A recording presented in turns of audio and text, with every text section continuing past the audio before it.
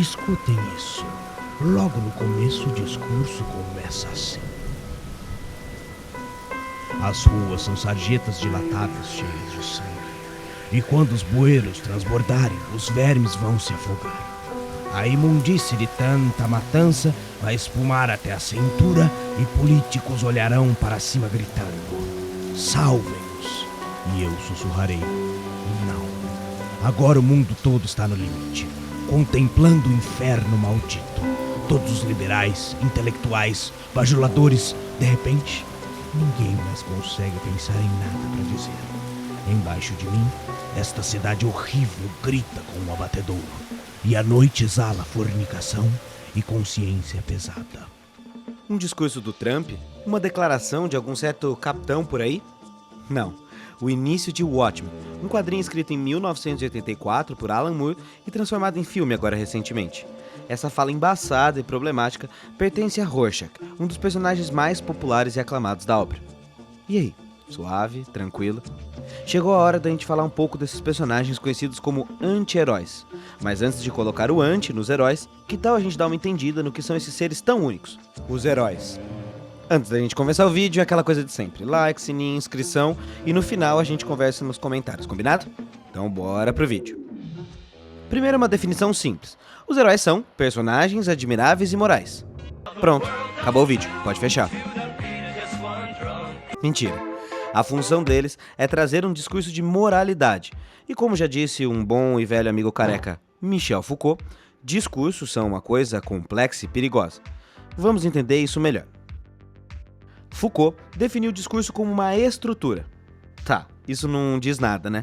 Então vamos explicar melhor. Vamos imaginar que o mundo fosse um grande cartaz.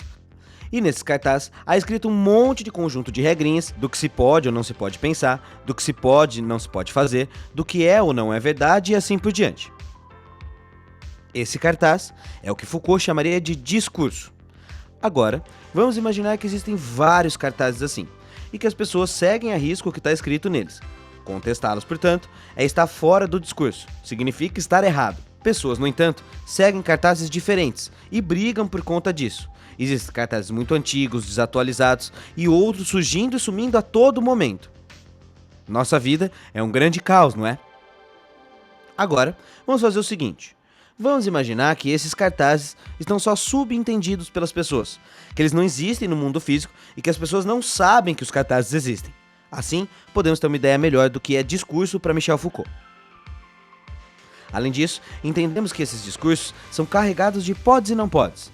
E quando você junta um grande conjunto de regras e verdades com os quais você pode julgar e criticar pessoas, você tem o que chamamos de poder. Ou seja, a existência de discursos formam poderes. E esses poderes usam dos discursos para manter o status quo, se manter no poder, portanto. Agora, ligue isso aos heróis. Heróis são seres fictícios criados a partir de um discurso vigente.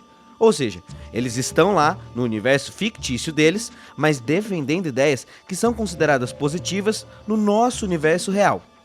Mas Norma, então você está querendo me dizer que heróis são uma forma de propaganda da moralidade contemporânea? Olha, eu não vou dizer para você que sim, mas vou te colocar essas imagens aqui para você pensar. Ou seja, o super-herói é um chatão moralista, é isso? E não sou eu que tô falando isso, tá? Quem trabalha com essas ideias de que o herói só tá lá pra defender o certo, o justo, o bom e blá blá blá, é um carinha chamado Fyodor Dostoiévski, que escreveu um livrinho chamado Memórias do Subsolo, onde ele criticava a imagem já desgastada do herói daquela época e contou a história de um homem doente, um homem mau, um homem desagradável, como o próprio narrador personagem se define. Esse livro em si foi uma crítica de Dostoiévski a esse modelo vigente dos próprios romances da época, porque propunha a completa subversão do molde do herói, criando uma voz ausente de qualquer característica admirável, excluindo qualquer traço de moral ou ética coletiva. Entendeu? Não, nem eu. Então, vamos dar uma pensada nisso aí e deschavar esse argumento um pouco melhor.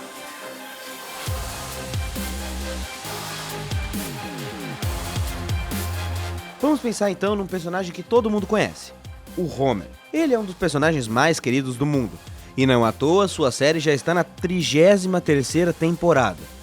Nos Simpsons, Homer é um pai de família.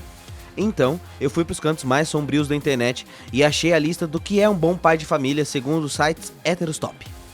Assim, pro Homer eu te pergunto: bons pais de família colocam os interesses dos seus filhos na frente dos seus?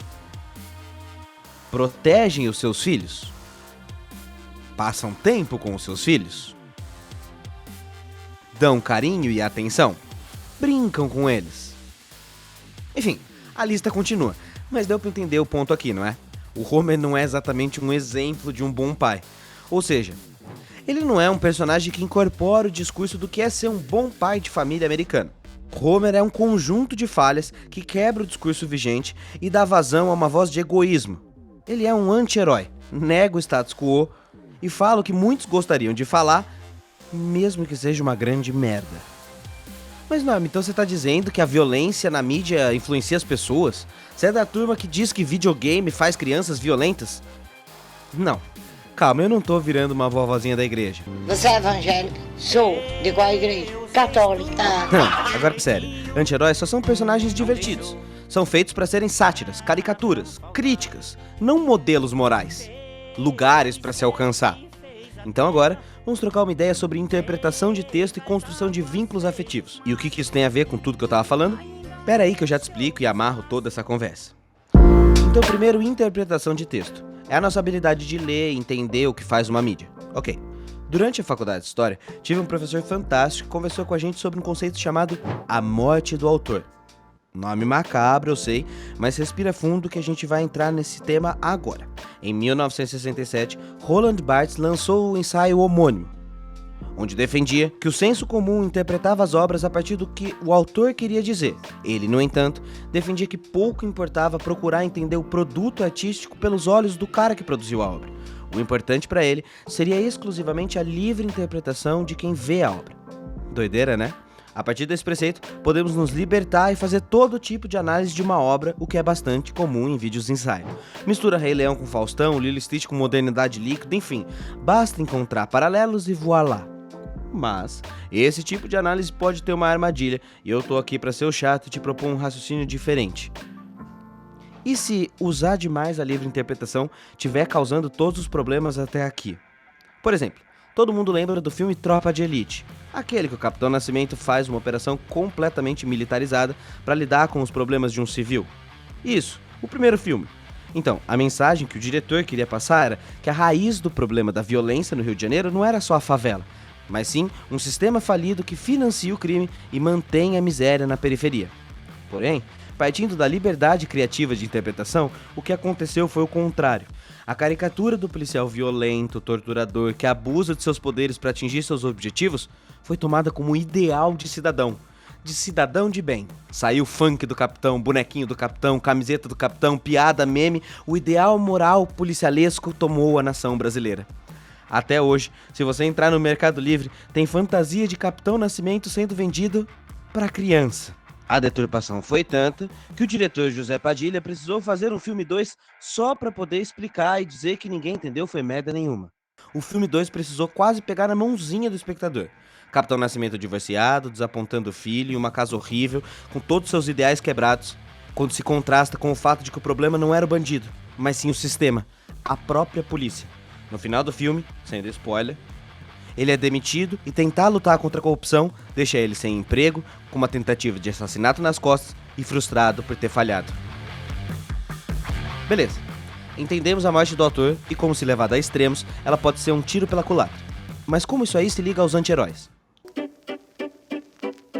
Para isso, vamos dar um passo atrás e falar como os personagens podem ser influentes na nossa vida. Todo mundo já ouviu falar em como a TV influencia o desenvolvimento das pessoas e blá blá blá. Mas pouco se fala de como os personagens fictícios influenciam no comportamento das pessoas.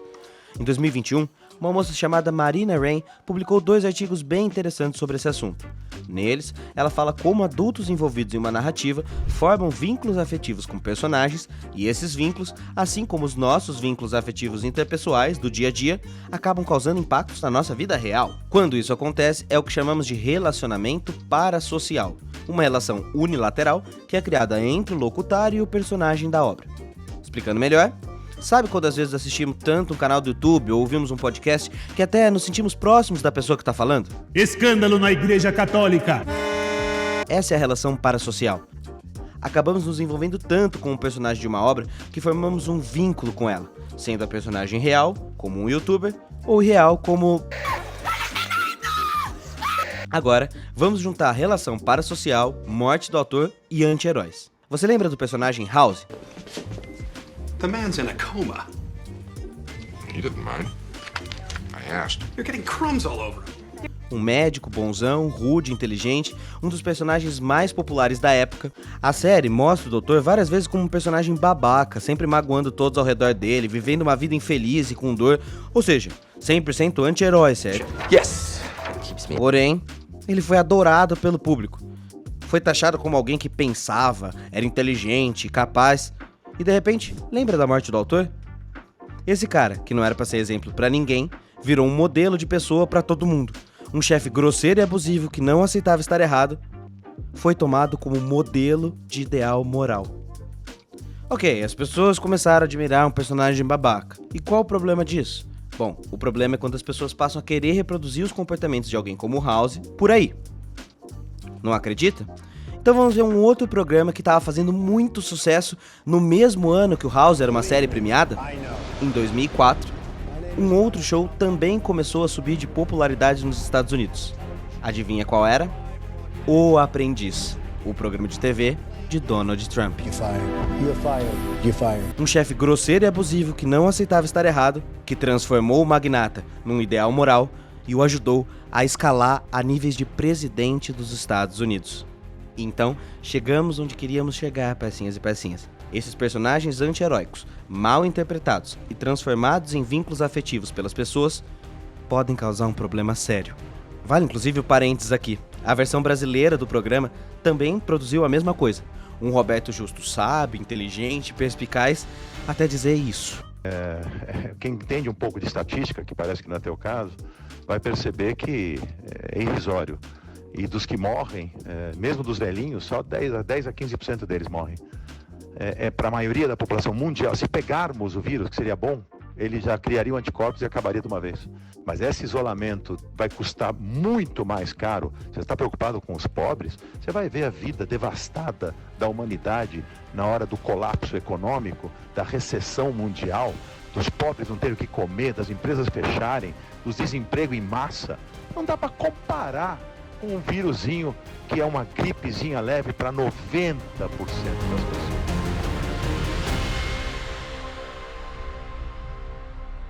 Talvez então, parte do motivo desses líderes estarem sendo alçados a gurus passa pela ideia da distorção dos anti-heróis interpretados fora de contexto. Now the poor guy, you gotta see this guy. Oh, I don't know what I said. I don't remember. Quando você tiver lá,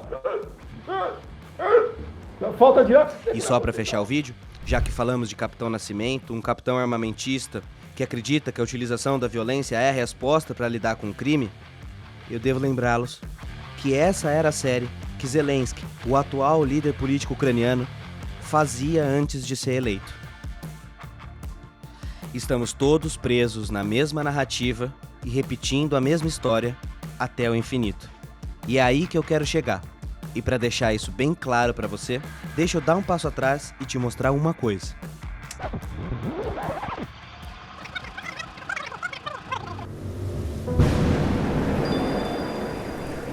As primeiras páginas esboçam o cenário. Violência, fome, drogas, morte. A voz do anti-herói se levanta. Será que nesse mundo as armas são mal ou somente mal aplicadas? Um instrumento que o mal usa, mas que deve ser utilizado contra o próprio mal. As páginas viram e o vilão é apresentado. Forte, poderoso, intocável, manipulando as pessoas e corrompendo a sociedade. Cabe ao protagonista eliminar os causadores e os sintomas dessa doença que aflige a todos. Um quadrinho do Justiceiro? Um novo filme do Padilha? Não. O Caminho da Prosperidade. Proposta de plano eleitoral de Jair Messias Bolsonaro em 2018.